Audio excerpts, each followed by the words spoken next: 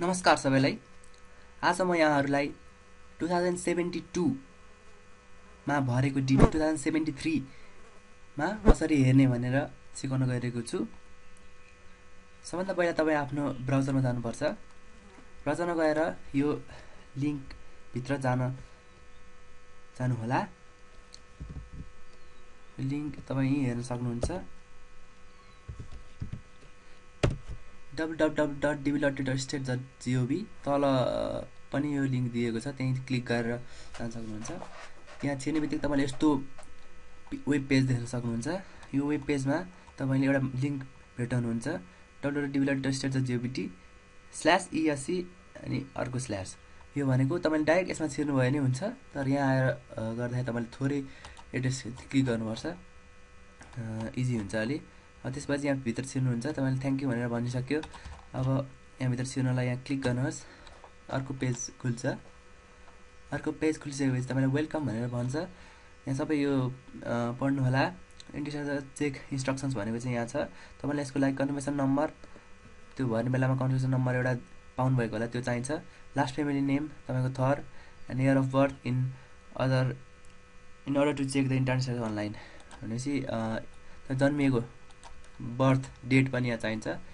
यति सबै तपाईँले थाहा पाउनुभयो भने यहाँ कन्टिन्यू थिच्नु होला। 2017 को रिजल्ट मे 3, 2016 मा निस्किन्छ।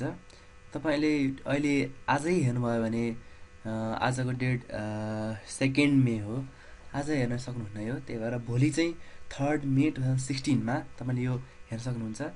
2016 को ठाउँमा यहाँ 2017 समथिङ लेखेको हुन्छ। त्यसपछि तपाईँले यहाँ क्लिक गरेर हेर्न सक्नुहुन्छ। यदि तपाईँले कन्फर्मेसन नम्बर बिर्सिनुभयो भने पनि यो तपाईँले टिभीको रिजल्ट थाहा पाउन सक्नुहुन्छ। त्यो अहिले लास्टतिर भन्नु होला म।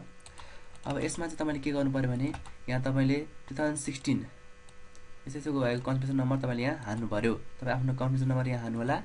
त्यसपछि तपाईँले यदि लास्ट फ्यामिली नेम राख्नुभएको छ भने यहाँ थर राख्नु होला आफ्नो। अनि त्यसपछि यहाँ चाहिँ तपाईँले यो तपाईँले कति वर्ष हुनुभयो, वर्षमा जन्मिनु भएको थियो यहाँ लेख्नु होला। अनि यहाँ जुन लेटरहरू देख्नुहुन्छ यो यहाँ टाइप गर्नु होला। यो किन राखेको भने तपाईँ रोबोट हुनुहुन्छ कि हुनुहुन्न भनेर चेक गर्नुभएको होला राखेको हो। यहाँबाट भोइसबाट सुनेर पनि लेख्न सक्नुहुन्छ। यहाँ तपाईँले यहाँ थिच्नुभयो भने सुनेर गर्न सक्नुहुन्छ। अब यति भइसकेपछि सबै गरिसक्नुभयो भने यहाँ सबमिट भन्ने बटन थिच्नुहोस्। अनि त्यसपछि भर्न सक्नुहुन्छ। अब अन्त्यमा के भन्न चाहन्छु भने तपाईँले यदि कन्फर्मेसन नम्बर बिर्सिनुभयो भने यो लिङ्कमा क्लिक गर्नु होला। यो लिङ्कमा क्लिक गरेपछि यहाँ अर्कै फर्म आउँछ, भेरिफाई इन्ट्रान्ट भन्ने फर्म। यसमा तपाईँले आफ्नो कन्फर्मेसन नम्बर नभए पनि यहाँ भन्न सक्नुहुन्छ।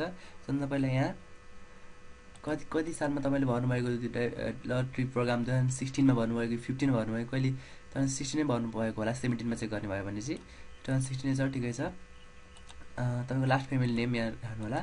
तपाईँको फर्स्ट नेम अगाडिको नाम यहाँ राख्नु होला। अनि त्यसपछि मिडल नेम यदि भयो भने यहाँ राख्नु, नत्र छैन भने यहाँ नो मिडल नेममा टिक गर्नु होला।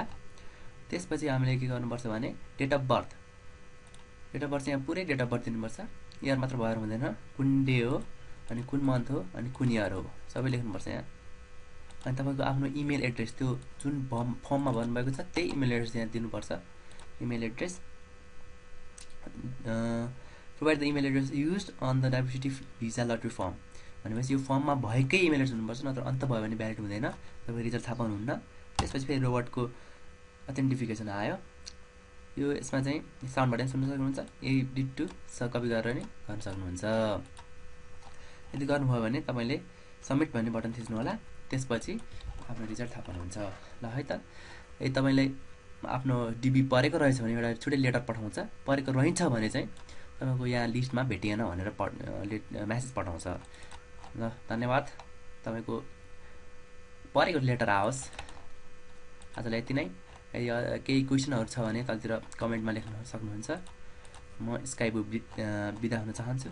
धन्यवाद।